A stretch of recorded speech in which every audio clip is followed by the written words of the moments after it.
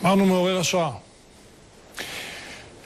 מהמידות הצנועות של הכסף הישן, אנחנו עוברים, על זה נאמר במעבר חד, לאצולת הממון של השנים האחרונות. אוליגרכים חדשים. החיים הטובים של עשירי מוסקבה קורצים לרבים כאן מיוצאי חבר המדינות. הם רוצים לעשות את זה כמה שיותר פרוע, כמה שיותר גדול. אז כבר יש תעשייה, לא מעט מפיקי מסיבות סגורות למתעשרים. תופסים טרמפ על הפנטזיות האלה. פז שוורץ ודוד דרעי מציגים בית ספר לאוליגרכים מתחילים. יש לי כאן טבעת עם אמרלד 5 קראט. כמה היא עולה? המחיר המקורי שכתוב פה זה 1,000,000 שקל. הטבעת הזאת עולה 1,000,000 שקל? ככה כתוב. ואת קונה אותה? יכול להיות.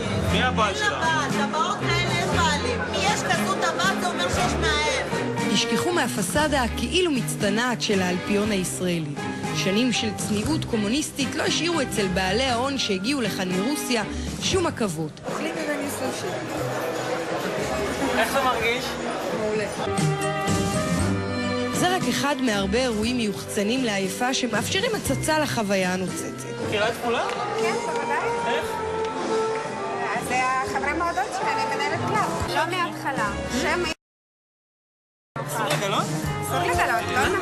כי הם שומרים על הפרטיות וביקשו מאיתנו לא לגלות. ביריד המחירות הזה למשל, שמתקיים בתל אביב, מציעים את כל מוצרי היסוד לאוליגרכים.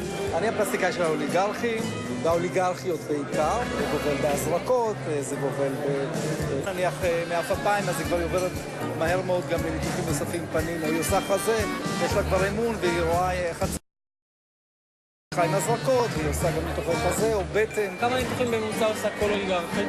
במהלך חייה או במהלך שנה. עוד לאושר הנכון, ולמי אכפת מה הקונוטציות שהמקומיים כאן בישראל הדביקו לה. יום בערב הזה אנחנו רוצים לעשות עסקאות גדולות של רכישת מטוסים פרטיים. כמה עולים המטוסים האלה? היקר שבהם? היקר שבהם בסביבות $50 מיליון, והזולים כמה מיליונים בודדים. אתה באמת מעריך שאחד מהם יגיע היום וירשום צ'ק על $50 מיליון? לא, היום מחר, גם כן טוב, אנחנו לא לחוצים בכלל. בואו נשים אותה חזרה בבית, אז בואו תלכו עד לשם וחזרה. כולכם ביחד. בינתיים בתל אביב האופנה עומדת להתחיל, ובה יציגו ילדי האוליגרכים מותגים מפראדה ועד גוצ'י.